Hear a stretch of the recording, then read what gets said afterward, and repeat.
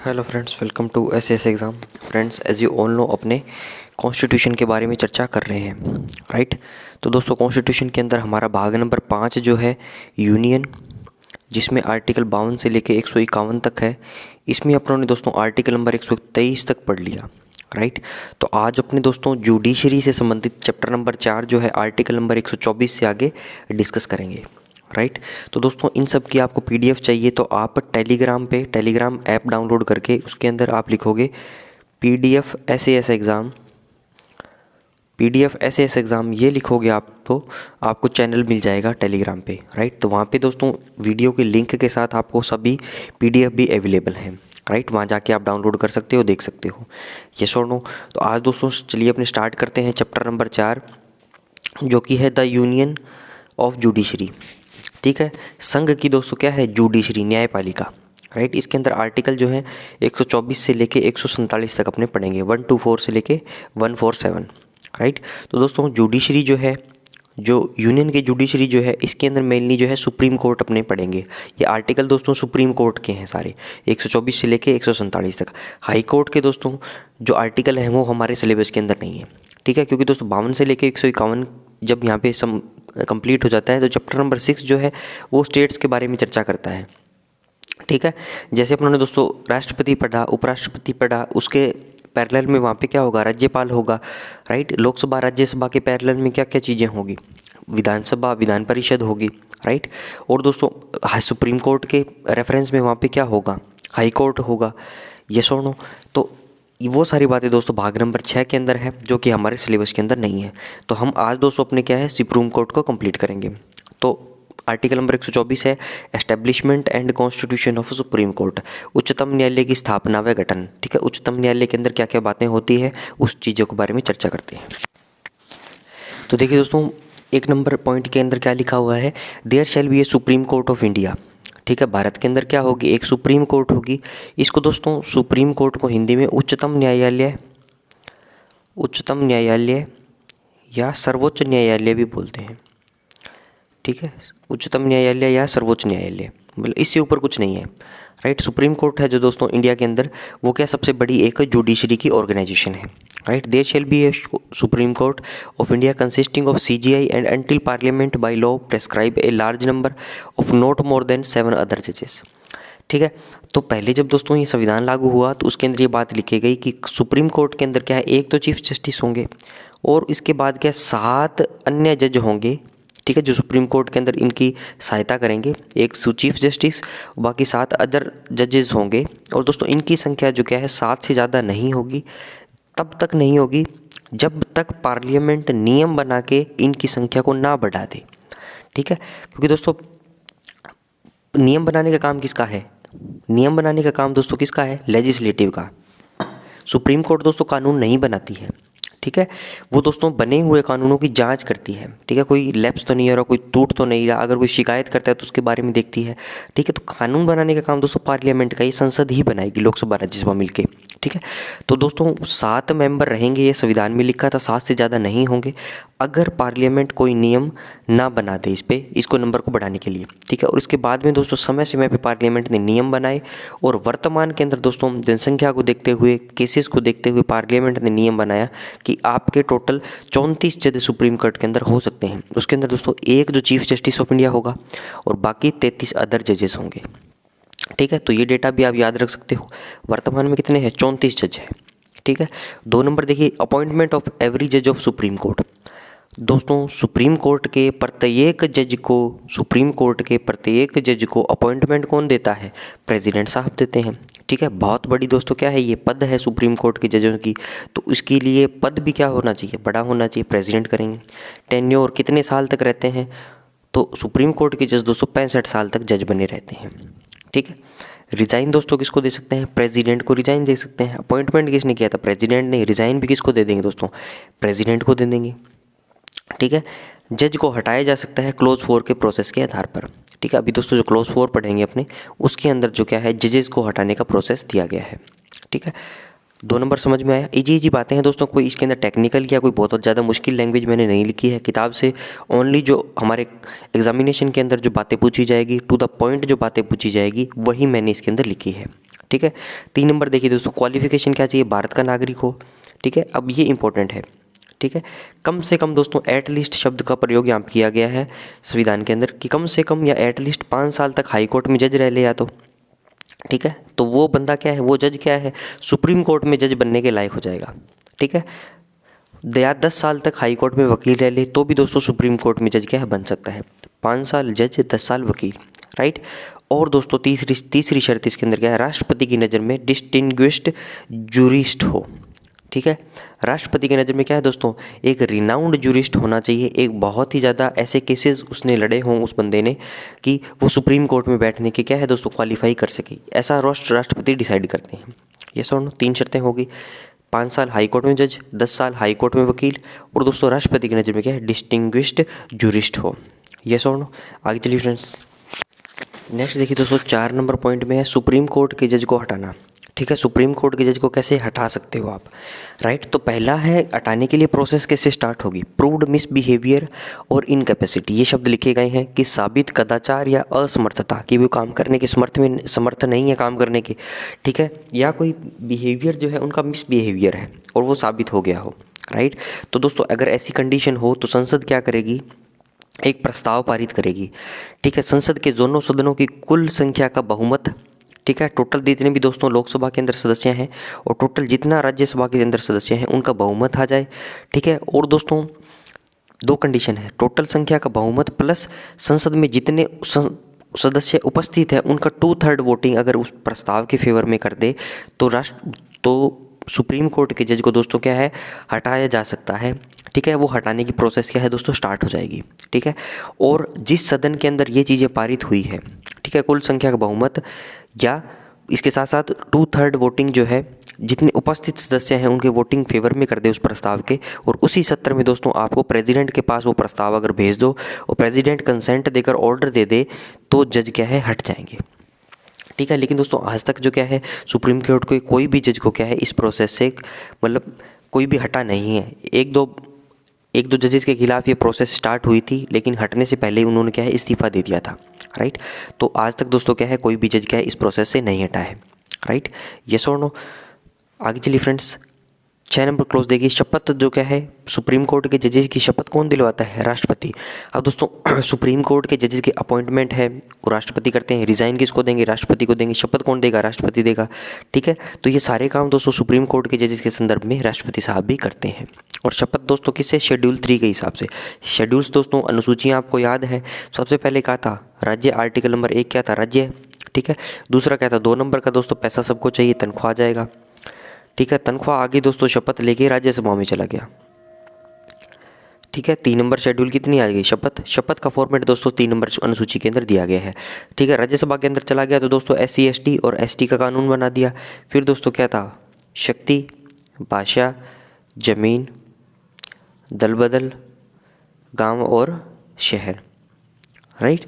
तो ये हमारी कितनी थी, 12 अनुसूचियाँ हैं। 7 नंबर देखिए दोस्तों, no person who has held office as a जज of the supreme court shall plead और एक्ट इन एनी कोर्ट और before any authority within the territory of India.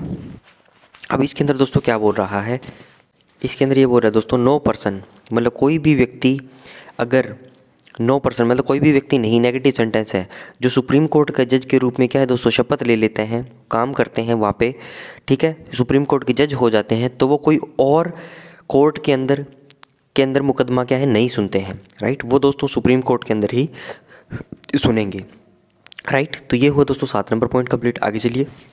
अब दोस्तों 124 नंबर आर्टिकल जो है कंप्लीट हुआ और वही मोस्ट इंपॉर्टेंट आर्टिकल हमारा था, ठीक है। लेकिन दोस्तों आप किताब में देखोगे तो 124A भी इसके अंदर दिया हुआ है, ठीक है, नेशनल जुडिशियल अपॉइंट कमेटी, ठीक है, नेशनल जुडिशियल अपॉइंटमेंट कमेटी, न्यायिक नियुक्ति आयोग दोस्तों इसको बोला जाता था, राष्ट्रीय न्यायिक नियुक्ति आयोग, ठीक है। तो दोस्तों इसके अंदर क्या था, संविधान के अंदर अमेंडमेंट करके, संविधान के अंदर सरकार ने क्या है, केंद्र सरकार ने अमेंडमेंट करके ये बोला था कि जो सुप्रीम कोर्ट के जजेस को अपॉइंटमेंट का उनका जो प्रोसेस है वो कॉलेजियम से ना होकर दोस्तों इस न्यायिक नियुक्ति आयोग से होगा, ठीक है।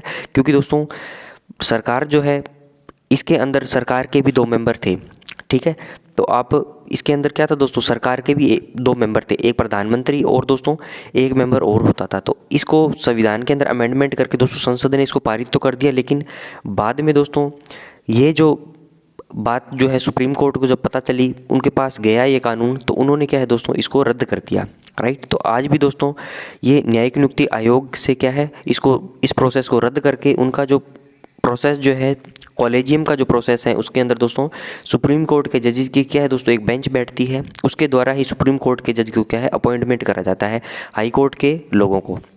ठीक है, हाई कोर्ट के अंदर 5 साल जज रह ले या 10 साल वकालत कर ले, तो वहीं से क्या है दोस्तों उनके कॉलेजियम का प्रोसेस है, उसके अंदर कोई कार्यपालिका कोई एग्जीक्यूटिव का कोई हस्तक्षेप ना हो, इसलिए इस न्यायिक नियुक्ति आयोग के हिसाब से क्या है उन्होंने इस अमेंडमेंट को दोस्तों इस बिल को क्या है खारिज कर दिया था सुप्रीम कोर्ट ने। ठीक है, उन्होंने बोल दिया था कि ये क्या है कार्यपालिका का न्यायपालिका के अंदर हस्तक्षेप है, तो इस हिसाब से क्या है ये हम नहीं मान सकते और इसको आप रद्द करिए।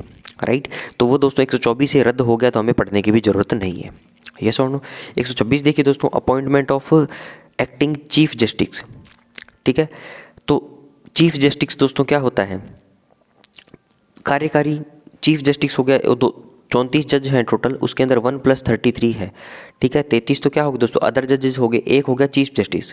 यहाँ पर बोल रहा है कि एक्टिंग चीफ जस्टिस, इसका मतलब कार्यकारी चीफ जस्टिस। ठीक है, जैसे हमने देखा था दोस्तों लोकसभा अध्यक्ष और लोकसभा उपाध्यक्ष, जब लोकसभा अध्यक्ष नहीं होते तो लोकसभा उपाध्यक्ष क्या है उनकी जगह कार्य करता है, सभापति नहीं होते तो उपसभापति कार्य करता है।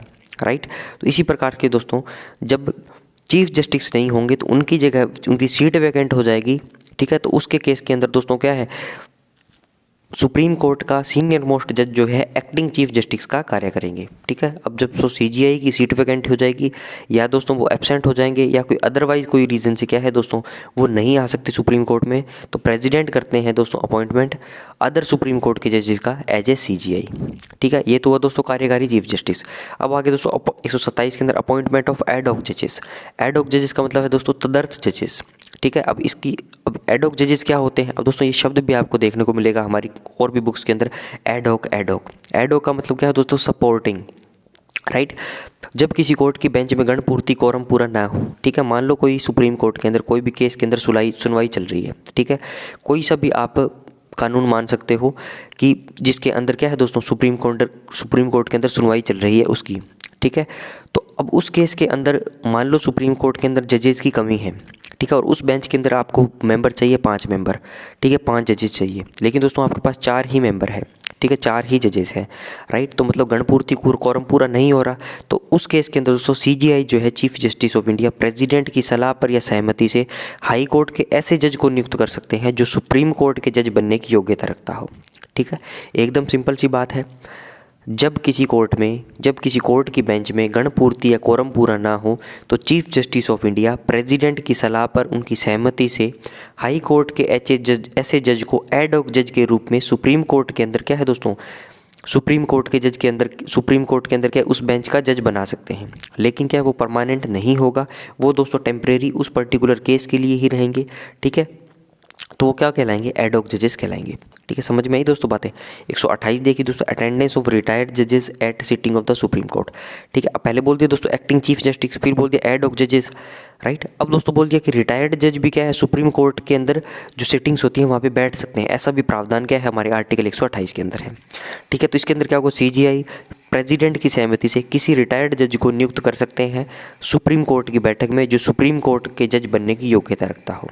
ठीक है, तो इजी बातें हैं दोस्तों, कोई बहुत ज़्यादा टेक्निकल लैंग्वेज नहीं है। आपको तो ओनली ये याद रख लीजिए कि एक्टिंग चीफ जस्टिस क्या होगा, एडहॉक जजेस कौन होते हैं, और दोस्तों रिटायर्ड जज भी क्या है सुप्रीम कोर्ट की बैठक के अंदर आ सकते हैं अगर chief justice of India president की सहमति से किसी रिटायर्ड जज को नियुक्त करने तो। राइट, आगे चलिए फ्रेंड्स। नेक्स्ट देखिए फ्रेंड्स 129 के अंदर क्या है सुप्रीम कोर्ट का अभिलेख न्यायालय होना। Supreme Court to be a court of record. ठीक है, अभिलेख क्या होते हैं दोस्तों, रिकॉर्ड क्या होते हैं। इसका मतलब क्या है, दो भी चीज़ें आप करते हो वो सारी लिखित में लिखी जाती है। ठीक है, सुप्रीम कोर्ट के में कोई भी केस जाए तो वो लिखा जाता है। ठीक है, रिकॉर्ड किया जाता है, अभिलेख होता है। ठीक है, और दोस्तों इसके अंदर एक बात और बोली गई है, सुप्रीम कोर्ट को खुद की अवमानना के लिए दंड देने का भी अधिकार है। ठीक है, power to punish for contempt of itself. ठीक है, तो इसलिए दोस्तों आपने देखा होगा कभी भी कोई भी व्यक्ति जो है सुप्रीम कोर्ट की अगर बात करता है तो वो बोलता है माननीय उच्चतम न्यायालय। ठीक है, माननीय उच्चतम न्यायालय। क्योंकि दोस्तों अगर आप सुप्रीम कोर्ट के बारे में उल्टा सीधा बोलते हो तो सुप्रीम कोर्ट के पास पावर है 129 आर्टिकल के हिसाब से कि वो अपनी अवमानना के लिए आपको दंड भी दे सकता है। ठीक है, समझ में आई दोस्तों बातें। और जो भी केसेस जो क्या है सुप्रीम कोर्ट के अंदर लड़े जाते हैं उन सबको रिकॉर्ड रखा जाता है। ठीक है, उन सबको क्या है दोस्तों रिकॉर्ड करा जाता है, और वो जो है सुप्रीम कोर्ट के अंदर कोई भी फैसला जो है उसको क्या है सारी जितनी भी कोर्ट्स हैं एज ए उसको दोस्तों क्या है नियम के तौर पे भी मानती है। राइट, तो ये भी अपनों ने देखा होगा कि सुप्रीम कोर्ट बनाम ये स्टेट का ये निर्णय जो है इसके अंदर ये लागू होगा। राइट, तो वो दोस्तों जुडिशरी की अलग बातें हैं, हमें वकील तो बनना नहीं है। राइट, तो हमारे दोस्तों जो एग्जामिनेशन के अंदर जो पॉइंट आएगा तो वो यही पूछ सकता है कि क्या सुप्रीम कोर्ट को खुद की अवमानना देने के लिए दंड का अधिकार है। ट्रू फॉल्स में पूछेगा, 4 लाइनें पूछ लेगा तो पूछ लेगा कौन सी स्टेटमेंट ट्रू है कौन सी फॉल्स है। राइट, 130 नंबर देखिए दोस्तों, उच्चतम न्यायालय का स्थान, seat of the supreme Court. ठीक है, सुप्रीम कोर्ट दोस्तों कहाँ बैठेगा, तो supreme court sit and Delhi, या तो दिल्ली में तो है ही, इन सच अदर प्लेसेस और प्लेसेस, अब बाकी जगह भी सुप्रीम कोर्ट की ब्रांचेस हो सकती है as the CJI with the approval of the President from time to time appoint. ठीक है, चीफ जस्टिस ऑफ इंडिया दोस्तों प्रेसिडेंट की सहमति से क्या है दोस्तों अगर स्थानों को डिसाइड करे तो वहाँ पे भी क्या सुप्रीम कोर्ट की कोई ब्रांच खोल सकते हैं। यस और 131 देखिए दोस्तों, original jurisdiction of the supreme court, मतलब सुप्रीम कोर्ट का ज्यूरिडिक्शन क्या है। ऐसा तो नहीं है दोस्तों आपके गांव में, मोहल्ले में, आपकी गली में, आपके ज़िले के अंदर कोई भी अगर केस हो गया तो आप सीधे सुप्रीम कोर्ट के अंदर चले जाओगे, तो ऐसा नहीं होता है। ठीक है, सबसे पहले दोस्तों आप किस में जाओगे, अपने डिस्ट्रिक्ट कोर्ट में जाओगे। डिस्ट्रिक्ट कोर्ट्स में दोस्तों अगर कोई आपका केस हार गए या कोई गड़बड़ हुई तो आप हाई कोर्ट के अंदर जाओगे। हाई कोर्ट में दोस्तों आप संतुष्ट नहीं हो, ठीक है, गड़बड़ हो गई तो आप फिर सुप्रीम कोर्ट के अंदर जाओगे। ठीक है, तो ये तो मामले हुए दोस्तों कोई नॉर्मल मामला है। बाकी आप दोस्तों सीधे सुप्रीम कोर्ट के अंदर जा सकते हो। ठीक है, सुप्रीम कोर्ट के अंदर सीधे कब जाओगे दोस्तों, जब 2 स्टेट्स के अंदर डिस्प्यूट हो जाए। ठीक है, क्योंकि दोस्तों स्टेट जो है कोई भी उसकी जो कोर्ट कौन सी है, हाई कोर्ट है। ठीक है, ए नंबर स्टेट की अलग हाई कोर्ट होगी, बी नंबर स्टेट की दोस्तों क्या है अलग हाई कोर्ट होगी। अब इन दोनों को मान लो डिस्प्यूट हो गया तो ऐसा तो नहीं है कि ये इसमें चला जाएगा, ठीक है, या इसमें चला जाएगा, क्योंकि तो किसी में भी जा सकता है। इसलिए दोस्तों ये दोनों क्या है सुप्रीम कोर्ट के अंदर जाएंगे। ठीक है, तो original jurisdiction of the supreme Court subject to the provisions of the Constitution, the supreme court shall have original jurisdiction in any dispute, कि मतलब वास्तव में सुप्रीम कोर्ट किन केसों का निपटारा करेगी between the Government of India and 1 और मोर स्टेट्स। ठीक है, भारत सरकार का डिस्प्यूट हो जाएगी इसके बीच में, एक या एक से ज़्यादा स्टेट्स के बीच में, between the Government of India किसी स्टेट्स के बीच में, स्टेट्स ऑन 1 साइड एंड 1 और more state in other side, दो स्टेट्स के बीच में। ठीक है, 2 या 2 से ज़्यादा स्टेट्स के बीच में। तो कुल मिला के बात इसके अंदर ये बोली गई है 2 या 2 से ज़्यादा स्टेट्स के बीच में आपस में डिस्प्यूट हो जाए, या भारत सरकार यूनियन गवर्नमेंट के साथ जो क्या है एक या एक से ज़्यादा स्टेट्स का डिस्प्यूट हो जाए तो हम क्या सुप्रीम कोर्ट के अंदर उसकी सुनवाई करेंगे। यस और नो, आगे चलिए फ्रेंड्स। नेक्स्ट देखिए दोस्तों 132 नंबर आर्टिकल है appellate jurisdiction of Supreme Court in appeals from High Courts in certain cases.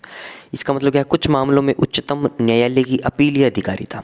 ठीक है, तो ये दोस्तों यही बात आगे जो मैं बता रहा था आपको, पहले डिस्ट्रिक्ट कोर्ट है, ठीक है, फिर हाई कोर्ट है, फिर दोस्तों क्या है सुप्रीम कोर्ट है। ठीक है, तो कौन से केसेस के अंदर आप सुप्रीम कोर्ट के अंदर केस लेके जाओगे, जब नीचे वाली अदालत से दोस्तों क्या है आप संतुष्ट नहीं हो या कोई भी और मैटर हो तो। ठीक है, डायरेक्ट दोस्तों सुप्रीम कोर्ट के अंदर क्या है 2 स्टेट्स के बीच में जब डिस्प्यूट होगा तभी जाएंगे। ठीक है, an appeal shall lie to the supreme court from any judgment, decree और final order of a high court in the territory of India. ठीक है, हाई कोर्ट का दोस्तों कोई भी डिक्री आ गया, डिक्री का मतलब क्या है दोस्तों डिसीजन कोई बोलते हैं, निर्णय को बोलते हैं, या कोई फाइनल ऑर्डर आ गया, ठीक है, कोई जजमेंट आ गई हाई कोर्ट की, तो उसके खिलाफ जो अपील जो क्या है आप सुप्रीम कोर्ट के अंदर कर सकते हो। राइट, इसके अंदर बोल दिया दोस्तों whether in a civil, criminal और other proceedings if the high court certified under article 134A। ठीक है, मामला दोस्तों कोई सा भी हो सकता है, सिविल मामला हो सकता है, क्रिमिनल मामला हो सकता है, या कोई और मामला हो सकता है। ठीक है, और इसके साथ साथ दोस्तों एक कंडीशन और है, अगर हाई कोर्ट आपको सर्टिफिकेट देती है आर्टिकल नंबर 134A के अंदर कि हाँ भैया तू जा सुप्रीम कोर्ट के अंदर, तभी वो बंदा जा सकता है। ठीक है, वापस सुनिए दोस्तों, सुप्रीम कोर्ट के अंदर आप जा सकते हो किसी हाई कोर्ट के फाइनल ऑर्डर या कोई निर्णय के खिलाफ अपील कर सकते हो। अगर दोस्तों हाई कोर्ट आपको लिख के दे दे आर्टिकल 134 के हिसाब से कि हाँ भैया तू चला जा सुप्रीम कोर्ट। तीसरी बात दोस्तों, हाई कोर्ट के अंदर जो भी मैटर थे, ठीक है, वो सुप्रीम कोर्ट के अंदर जा सकते हैं एज ए अपील। कौन कौन से दोस्तों, सिविल मामले, क्रिमिनल मामले। सिविल मामलों को दोस्तों क्या बोला जाता है, दीवानी मामले बोला जाता है। ठीक है, इनको दोस्तों बोला जाता है फौजदारी मामले। ठीक है, फौजदारी मामले, क्रिमिनल मामले का मतलब क्या है दोस्तों, कोई क्राइम हो गया, ठीक है, किसी का दोस्तों मर्डर हो गया, राइट, तो वो क्या क्रिमिनल मामला है। तो उनकी दोस्तों अलग अलग क्या है, ज़िले के अंदर दोस्तों अलग अलग कोर्ट्स होती हैं। ठीक है, उनके लिए दोस्तों अलग अलग क्या जजेस बैठते हैं। क्राइम के लिए दोस्तों अलग जज होता है, और कोई दीवानी मामला है, कोई छोटा मोटा कोई किसी का क्राइम नहीं हुआ, ठीक है, कार से किसी को नुकसान तो नहीं हो रहा, राइट, तो वो क्या है, वो मामला जैसे किसके अंदर जाएगा, सिविल मामले के अंदर दोस्तों। डॉवरी का कोई केस है, ठीक है, वो क्या दीवानी मामले है। क्रिमिनल दोस्तों किसी की हत्या हो जाए, मारपीट हो जाए, ठीक है, तो उस प्रकार के दोस्तों कोई क्रिमिनल मामले जो है वो फौजदारी मामलों के अंदर आते हैं। तो सभी प्रकार के मामले जो क्या हैं सुप्रीम कोर्ट के अंदर जा सकते हैं, अगर उन मामलों पर हाई कोर्ट कोई निर्णय दे दे तो। ठीक है, 132 नंबर कंप्लीट हुआ। 133 नंबर देखिए दोस्तों, सिविल मामलों में अपीलीय अधिकारिता उच्चतम न्यायालय की। ठीक है, सिविल मामलों के अंदर दोस्तों क्या है, अलग से बोल दिया, यहाँ पे बोल दिया सिविल और क्रिमिनल दोनों के अंदर आप जा सकते हो। ठीक है, यहाँ पे सिविल को अलग से बोल दिया, appellate jurisdiction of Supreme Court in appeals from High Courts in regard to the civil matter. ठीक है, यहाँ पे बोल दिया कि सिविल मामले हो, क्रिमिनल मामले हो, दीवानी मामले हो, फौजदारी मामले हो, दोनों के अंदर जाओ। यहाँ पे दोस्तों अलग से एक आर्टिकल दे दिया कि सुप्रीम कोर्ट के अंदर आप स्पेशल जाइए अगर आपके कोई सिविल मामला है तो, अगर that case involve A substantial question of law of journal importance. ठीक है, कोई भी दोस्तों लॉ जो है उसको डिस्क्राइब करना है, कोई महत्वपूर्ण क्वेश्चन उसके अंदर आपका है, ठीक है, जो हाई कोर्ट क्या सुलझा नहीं पा रही, तो आप सुप्रीम कोर्ट के अंदर जा सकते हो। ठीक है, that in the opinion of the high Court the said question needs to be decided by the supreme Court. ठीक है, तो वही बात बोलती कि ऐसा क्वेश्चन है दोस्तों, ऐसी कोई बात है जिससे कोई क्या इंडिविजुअल क्या सेटिस्फाइड नहीं है, ठीक है, और उसका दोस्तों नुकसान हो रहा है। ठीक है, एक पार्टी का बेनिफिट हो रहा है, दूसरी का नुकसान हो रहा है, तो उस क्वेश्चन को दोस्तों इंटरप्रिटेशन के लिए क्या है, उस क्वेश्चन के लिए, उस पर्टिकुलर क्वेश्चन के लिए इंटरप्रिटेशन के लिए दोस्तों हाई कोर्ट समर्थ नहीं है, तो वो क्या है, उस मामले को भी क्या है सुप्रीम कोर्ट के अंदर भेज सकती है। यस और नो। 133 नंबर कंप्लीट हुआ। आगे चलिए फ्रेंड्स, नेक्स्ट देखिए दोस्तों, आर्टिकल नंबर 134 है appellate jurisdiction of Supreme Court, appellate jurisdiction of Supreme Court in regard to criminal matters. ठीक है, पहले दोस्तों पढ़ लिया, 133 के अंदर पढ़ लिया कि सिविल मैटर्स के लिए अलग से बात है, 132 के अंदर पढ़ लिया सिविल और क्रिमिनल के लिए दोनों के लिए आप अपील कर सकते हो। अब दोस्तों यहाँ पे क्या अलग से 134 के अंदर ओनली क्रिमिनल मैटर्स के लिए क्या है दोस्तों अपील कर सकते हो। ठीक है, 132, 133 और 134। ठीक है, इसके अंदर दोनों का बोल दिया, यहाँ पे ओनली सिविल बोल दिया, यहाँ पे ओनली क्रिमिनल का बोल दिया। ठीक है, तो 134 देखिए दोस्तों, an appeal shall lie to the supreme court from any judgment, final order और sentence in a criminal proceeding of a high court in the territory of India. ठीक है, तो सुप्रीम कोर्ट के अंदर दोस्तों क्या अपील लगाई जा सकती है, किसी भी जजमेंट, कोई फाइनल ऑर्डर या हाई कोर्ट कोई भी दोस्तों क्रिमिनल प्रोसीडिंग के अंदर कोई भी अपना सेंटेंस सुनाती है, कोई सज़ा सुनाती है। ठीक है, अगर दोस्तों हाई कोर्ट क्या कर सकती है, अगर पर्टिकुलर केसेस बता दिए, अगर हाई कोर्ट दोस्तों has an appeal reversed an order of acquittal of an accused person and sentence him to death. ठीक है, तो सबसे पहले दोस्तों क्या है, जिला जो न्यायालय था, सत्र जो न्यायालय था, वहाँ से क्या है कोई भी बंदे को क्या है उसको एक्विट कर दिया। ठीक है, एक्विट का मतलब क्या है दोस्तों, उसको छोड़ दिया, उस पर कोई भी सज़ा नहीं लगाई, राइट। लेकिन हाई कोर्ट के पास जब वो केस गया, जिला न्यायालय ने दोस्तों क्या है उसको छोड़ दिया। लेकिन जब हाई कोर्ट के पास ये मामला गया तो हाई कोर्ट के अंदर हाई कोर्ट ने क्या करा दोस्तों, if has an appeal reversed, उसकी क्या है दोस्तों रिवर्स कर दिया उसके जो जिला सत्र न्यायालय था उसके ऑर्डर को। ठीक है, जिला न्यायालय ने क्या दोस्तों एक पर्सन के फेवर में वो क्या है दोस्तों ऑर्डर, फाइनल ऑर्डर दे दिया। लेकिन दोस्तों हाई कोर्ट ने क्या उसको पलट के क्या कर दिया, an accused person and sentence him to death, उसको फांसी की सज़ा सुना दी। ठीक है, has an appeal reversed an order of acquitted of an accused person and sentence him to death. ठीक है, उसका ऑर्डर पलट के निचले न्यायालय का और उसको क्या कर दिया दोस्तों फांसी की सज़ा सुना दी, डेथ के लिए सेंटेंस कर दिया। तो क्या है आप अपील कर सकते हो, एक नंबर बात। दूसरी देखिए दोस्तों, has withdrawn for trial before itself. ठीक है, नीचे की कोई न्यायालय में दोस्तों सुनवाई हो रही थी लेकिन हाई कोर्ट ने अपने पास बुला लिया उसको।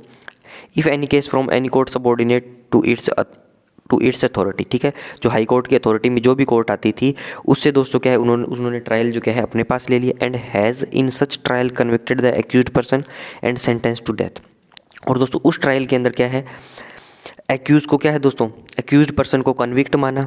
ठीक है, कन्विक्ट का मतलब क्या है दोस्तों दोषी माना और उसको भी क्या है फांसी की सज़ा सुना दी। तो भी क्या है दोस्तों आप सुप्रीम कोर्ट के अंदर जा सकते हो। Certifies under article 134A that the case is a fit for appeal to the supreme Court. और दोस्तों आर्टिकल 134A के अंदर भी पावर दे दी गई है कि हाई कोर्ट जो है वो उसको अगर ऐसा लगे, कोई भी क्वेश्चन ऐसा अराइज हो गया कि उसकी व्याख्या जो है सुप्रीम कोर्ट के अंदर ही हो सकती है ज़्यादा बेहतर तरीके से, तो वो भी क्या है दोस्तों एक सर्टिफिकेट क्या है इंडिविजुअल को दे देगी और उसको बोल देगी कि भैया तू चला जा सुप्रीम कोर्ट। यस और नो। तो ये हुआ दोस्तों आर्टिकल 134 कंप्लीट। और 134 ए के अंदर दोस्तों यही बोला गया certificate for appeal to the supreme Court. ठीक है, कोई हाई कोर्ट के अंदर दोस्तों केस लड़ा जा रहा है, ठीक है, वो सुप्रीम कोर्ट के अंदर तभी जा सकता है जब हाई कोर्ट जो है उस पर एक सर्टिफिकेट दे दे कि ये किसको सुप्रीम कोर्ट के अंदर ले जा। वरना दोस्तों सुप्रीम कोर्ट के अंदर ओनली गवर्नमेंट ऑफ इंडिया के स्टेट्स के साथ डिस्प्यूट और दोस्तों बिटवीन द स्टेट्स के डिस्प्यूट जो क्या है डायरेक्ट सुने जाएंगे। यस और नो। तो समझ में आई दोस्तों बातें। 132, 133 और 134 और 134 ए, राइट, ये आपस में क्या है दोस्तों चारों जुड़े हुए हैं। आगे चलिए फ्रेंड्स, नेक्स्ट देखिए दोस्तों 136 नंबर है special leave to appeal by the supreme Court. अपील के लिए उच्चतम न्यायालय की विशेष इजाज़त। ठीक है, तो दोस्तों इसके अंदर ये क्या बोल रहा है, तो दोस्तों इसके अंदर देखिए Supreme Court may in its discretion grant special leave to appeal from any judgment, decree, determination, sentence or order in any case or matter passed or made by any court or tribunal in the territory of India. ठीक है, तो पहले दोस्तों बोल दिया 132 के अंदर क्या बोला कि आप क्रिमिनल और सिविल या कोई अदर मामले जो क्या है सुप्रीम कोर्ट के अंदर ले जा सकते हो। ठीक है, अगर हाई कोर्ट का कोई भी जजमेंट उस पर आ गया और हाई कोर्ट ने क्या है 134 ए के हिसाब से आपको सर्टिफिकेट दे दिया।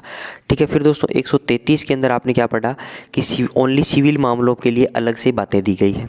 ठीक है, फिर दोस्तों आपने 134 के अंदर क्या पढ़ा कि क्रिमिनल जो मामले होंगे उसके अंदर हाई कोर्ट जो है फांसी की सज़ा सुना दे। कोई और मैटर है दोस्तों वो किसी सत्र न्यायालय में चल रहा था, जिला न्यायालय में चल रहा था और क्या है हाई कोर्ट ने अपने पास बुला लिया उसको और उस पर क्या है फांसी की सज़ा सुना दी उसको। ठीक है, तो उस केस के अंदर भी क्या है दोस्तों सुप्रीम कोर्ट में अपील करी जा सकती है। और दोस्तों ये सारे काम करने के लिए 134 ए के अंदर हाई कोर्ट क्या करेगी, उस पर्टिकुलर पर्सन को क्या है एक सर्टिफिकेट देगी कि भैया तू तेरा केस जाके सुप्रीम कोर्ट में लड़ ले, तभी क्या है वो केस लड़ा जा सकता है। राइट, अब दोस्तों 136 नंबर में देखिए क्या है, इन सब आर्टिकल को साइड करके सुप्रीम कोर्ट को दोस्तों स्पेशल एक पावर दे दी कि भारत देश के अंदर इंडिया की टेरिटरी के अंदर कोई से भी ज़िले के अंदर कोई सी भी कोर्ट के अंदर कोई सा भी केस चल रहा हो, कोई सी भी जजमेंट हो, सुप्रीम कोर्ट के पास दोस्तों इसकी इतनी पावर है कि वो अपने पास उस केस को बुला सकती है और अपील उसकी सुन सकती है। ठीक है, लेकिन इसके अंदर एक बात ध्यान रखनी है, आर्मड फोर्सेस की दोस्तों जो कोर्ट होती है, जो कोर्ट ऑफ इंक्वायरी उनकी होती है, उसके जजमेंट के खिलाफ जो है उनकी जजमेंट दोस्तों उनकी जजमेंट के खिलाफ जो क्या है इसके अंदर ये अपील नहीं होगी। ठीक है, तो आपको याद नहीं रखना है कि इंडिया के टेरिटरी के अंदर कोई सी भी कोर्ट हो अपने पास ये बुला सकती है आर्मड फोर्सेस की कोर्ट के अलावा। ठीक है, Supreme Court may in its discretion grant special leave to appeal from any judgment, decree, determination, sentence or order in any cause or matter passed or made by any court or tribunal in the territory of India. कोई भी court हो दोस्तों, कोई भी tribunal का order हो, वो भी क्या है सुप्रीम कोर्ट के अंदर जा सकता है। ठीक है, तो ये बात समझ में आई दोस्तों। आगे चलिए, रिव्यू ऑफ जजमेंट्स और orders bye the supreme court. दोस्तों अपना ही कोई भी जजमेंट है सुप्रीम कोर्ट का, ठीक है, तो उसके जजमेंट को भी, खुद के जजमेंट को भी क्या है दोस्तों वो रिव्यू कर सकती है। मान लो पहले उसके खिलाफ कोई भी जजमेंट दिया, उसमें पॉजिटिव इन्होंने क्या दिया, पॉजिटिव किसी सुप्रीम कोर्ट ने स्टेटमेंट दिया, मान लो दोस्तों 10 साल बीत गए। ठीक है, और आज के हालात दोस्तों ऐसे हैं कि वो जो बातें हैं, जो जजमेंट इनका आया था किसी केस पे, वो क्या है दोस्तों वो सही नहीं है आज के टाइम के लिए, तो उसके अपने जो पॉजिटिव था उसको नेगेटिव भी कर सकती है ये। ठीक है, मतलब अपने ही जजमेंट को क्या है दोस्तों रिव्यू कर देगी। यस और नो। 138 देखिए दोस्तों, enlargement of the jurisdiction of the supreme court. अब दोस्तों देखिए दोस्तों सुप्रीम कोर्ट को सारी पावर है। ठीक है, इसका मतलब क्या है दोस्तों, सबसे बड़ी जो न्यायिक जो न्यायालय जो है वो सुप्रीम कोर्ट है। और सुप्रीम कोर्ट को दोस्तों 124 से लेके 147 तक जो क्या है पूरी जो पावर है वो सारी दे दी गई है। राइट, किसी भी कोर्ट के अंदर कोई भी केस चल रहा हो वो सुन सकते हो, दीवानी मामले, फौजदारी मामले, सभी की क्या है दोस्तों सुनवाई हो सकती है वगैरह वगैरह। 138 देखिए दोस्तों, enlargement of the jurisdiction of the supreme court. अब सुप्रीम कोर्ट की दोस्तों जो जुरिडिक्शन है उसके अंदर भी क्या है विस्तार की बातें इसके अंदर की गई है। The supreme court shall have such further jurisdiction and power with respect to any of the matters in the Union List as Parliament may by law confer. ठीक है, तो दोस्तों यूनियन लिस्ट के अंदर जो संघ सूची के अंदर जो भी विषय हैं, अगर उन पे पार्लियामेंट कानून बना के सुप्रीम कोर्ट को अगर कोई भी पावर दे तो सुप्रीम कोर्ट दोस्तों क्या है उसको एक्सेप्ट करेगी और उसका जुरिडिक्शन जो वर्तमान के अंदर है उससे और एक्सपांड हो जाएगा। राइट, यस और नो। पार्लियामेंट दोस्तों संघ सूची के विषयों पर अगर कोई भी कानून बना के सुप्रीम कोर्ट को पावर प्रदान करती है तो सुप्रीम कोर्ट दोस्तों उनको एक्सेप्ट करके क्या है, उनका जुरिडिक्शन को और एक्सपेंड कर लेगी। ये सुनो, आगे चलिए फ्रेंड्स। आगे देखिए दोस्तों 2 नंबर में क्या दिया गया है, the supreme court shall have such further jurisdiction and powers with respect to any matter as the Government of India and Government of any state may by special agreement confer. ठीक है, Supreme court के पास दोस्तों पहले बोल दिया parliament अगर कोई कानून बनाएगी तो क्या है, वो उसको क्या है, उसकी ज्यूरिडिक्शन को एक्सपेंड कर देगा। दूसरा बोल दिया दोस्तों supreme court shall have such further jurisdiction and power, उसको क्या है, सुप्रीम कोर्ट को और उसका ज्यूरिडिक्शन बढ़ेगा, पावर बढ़ेगी विद रिस्पेक्ट टू कोई भी मैटर हो दोस्तों, अगर गवर्नमेंट ऑफ इंडिया और गवर्नमेंट किसी भी स्टेट की आपस में दोस्तों करार करके, एग्रीमेंट करके, समझौता करके अगर वो पावर क्या है सुप्रीम कोर्ट को प्रदान करती है। If parliament by law provides for the exercise of such jurisdiction power bye the supreme Court. ठीक है, तो दोस्तों वो क्या कानून बना के क्या है सुप्रीम कोर्ट को दे देंगे, तो क्या है सुप्रीम कोर्ट का ज्यूरिडिक्शन और भी बढ़ जाएगा। राइट, 141 देखिए दोस्तों, law declared by Supreme Court to be binding on all courts.